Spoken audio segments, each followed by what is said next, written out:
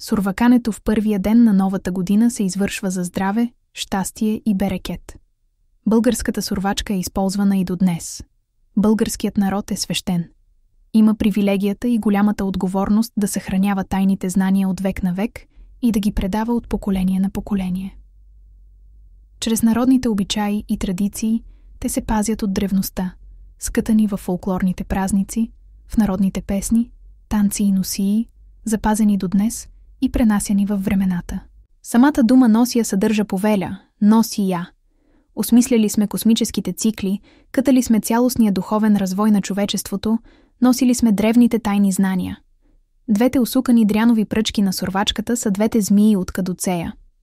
Да стигнем и до символиката на дряна, от който се изработва сурвачката.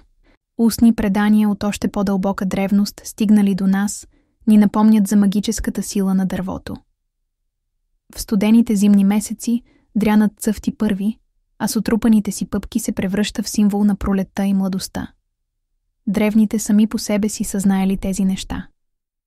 Дряновите плодове озряват най-късно, което ни отвежда до значението на мъдрост. Човешкото съзнание и духовният живот неотменно присъстват в еволюцията на човечеството. За да се осигури и засили връзката между двата свещени предмета, ще обърна внимание още, че на сурвачката се правели два кръга. Единият по-голям, другият по-малък, и така заприличвала на числото 8. Въпреки връзката с змията, тук прозира и друга смислова връзка, тази на движението на Слънцето и Луната, ритмично повтарящите се цикли, смяната на деня с нощта, на сезоните. Всеки, който се замисли, ще открие мъжкото и женското начало, ин и ян, и още много други символи.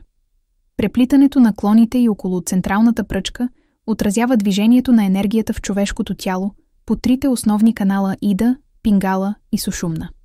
А сурвакането е ритуал, който се извършва върху гърба, гръбначния стълб. Подобни разсъждения, дори и да ви изненадат, ще ги продължа.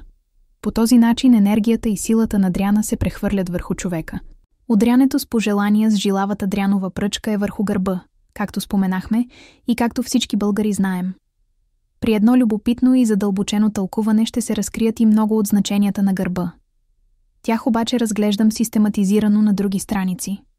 Удрянето, сурвакането е смятано за свидетелство, че се прехвърлят от пръчката на човека издръжливостта, здравината, силата и способността за оцеляване. Една контактна магия, запазила се до днес, съхранена и пренесена във времето. В сурвачката се поместват, накичват стари монети, пуканки, царевица, червени и бели вълнени конци, сушени плодове и червени чушки, чесън и други. Достигаме и до другата същинска смислова връзка между символните значения на кадуцея и сурвачката. Цялата тази богата украса и всеки елемент от нея е носител на дълбоко смислово значение. Тя изглежда е някакво обобщение за материално благополучие, изобилие, берекет, здраве, плодородие и средство за предпазване от зли мисли и сили. Те могат да се считат и за сходни сакрални предмети и заради поставяната върху сурвачката на върха на пръчката и сферична топка, традиционно ябълка. Загадъчното, което ни се открива в случая, е и една библейска символика и връзка. Магическото въздействие на дряновата пръчка, оформена като сурвачка, е един ден през годината, когато е най-силно действието й. Сурвака се на 1 януари, Василов ден. Свети Василий е един от тримата най-големи богослови на християнската църква. Обичаят и наричанията Сурва, година се свързва по-скоро и предимно с прабългарите. Както и да се тълкува сурвам, сур, най-общо този глагол означава и изразява началото на движението. Затова този наш ритуален атрибут се употребява точно по време на обредите, свързани с празнуването на настъпващата нова година. Известно ни е, че за това се е взимала точката на зимното слънцестоене – първия, нулевия ден. Имам изключително много съображения да разширя тази теза, да я обвържа и с други древни ритуали и с пролетното равноденствие. Едва ли не това е един повод за безкрайни разсъждения и разкриване на много символики и значения. Малко или много те обаче намират своето място в настоящата книга. Поръчай книгата «Пътят на духовното развитие» с автор Водолея.